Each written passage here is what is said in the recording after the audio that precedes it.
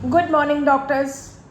कल से हमने न्यू सीरीज स्टार्ट की है डिजीज़ेस के अकॉर्डिंगली सिम्टम्स डिस्कस करने की। हमने कल कॉन्स्टिपेशन का चैप्टर स्टार्ट किया है जिसमें सैनिकुला फर्स्ट मेडिसिन की कॉन्स्टिपेशन की है। आज हम सेकंड मेडिसिन करेंगे एलुमिना कि एलुमिना की कॉन्स्टिपेशन किस तरह की होती है। एलुमिना में there is no desire for and no ability to pass stool until there is large accumulation। जब तक कि ज़्यादा सारा स्टूल इकट्ठा ना हो जाए, मल ज़्यादा सारा इकट्ठा ना हो जाए, तब तक कोई डिज़ायर नहीं होती। सैनिकुला में भी ऐसा ही था कि लार्ज एक्यूमुलेशन होती है स्टूल की, लेकिन डिज़ायर फिर भी नहीं होती। डिज़ायर पास करने की होती ही नहीं है। और कितना ज़्यादा वो ज़ोर लगा के और मैकेनिकली सैनिकुला वाला स्टूल पास करता है। लेकिन एल्यूमिना में क्योंकि डिज़ायर बिल्कुल नहीं होती तो उसको बहुत ज़्यादा ज़ोर लगाना पड़ता है। Great straining must grasp the seat of closet tightly.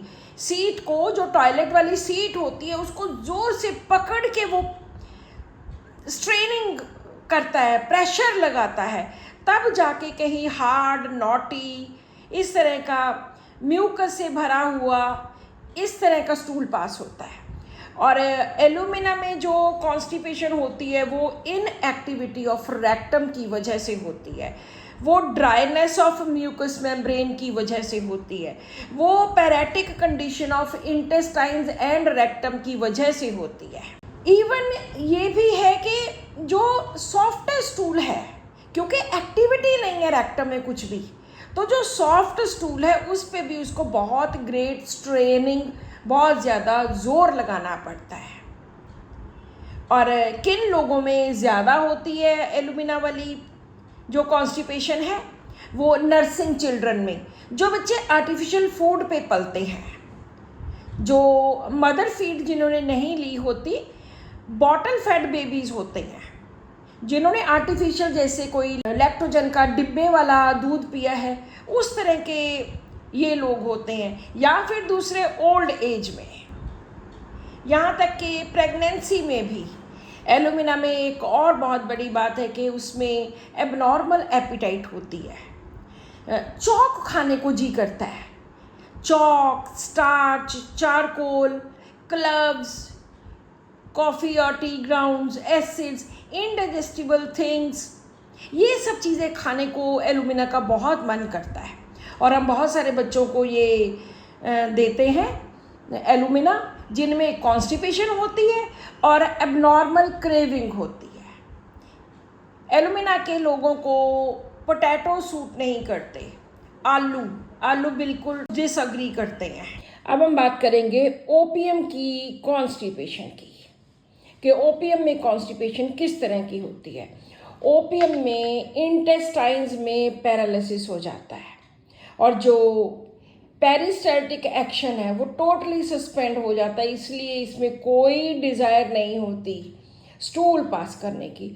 और जो स्टूल है वो इंटेस्टाइन के जो कॉन्वोल्यूशंस हैं उसमें वो फंस जाता है, वहाँ पे हार्ड ब्लैक बॉल्स इस तरह से वो बन जाता है, बिल्कुल काला स्टूल, काले रंग की बॉल्स।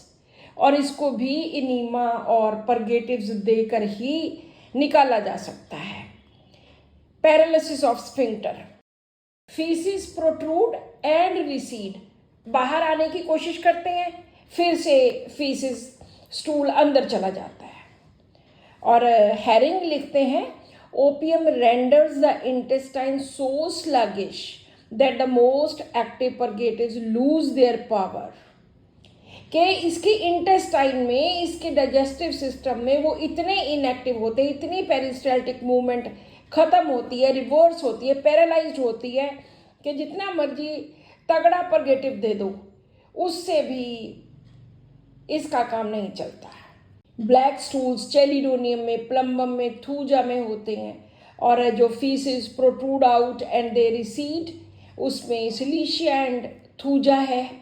सो इस तरह से हर मेडिसिन के अपने सिम्टम हैं। आज हमने एलुमिना एंड ओपियम के कॉन्स्टिपेशन के कुछ सिम्टम्स किए, और कल फिर से किसी और मेडिसिन की बात करेंगे। आज की वीडियो का क्वेश्चन है ओपियम के और एलुमिना के दो कॉन्स्टिपेशन के सिम्टम्स लिखिए, रूब्रिक्स लिखिए। Thank you.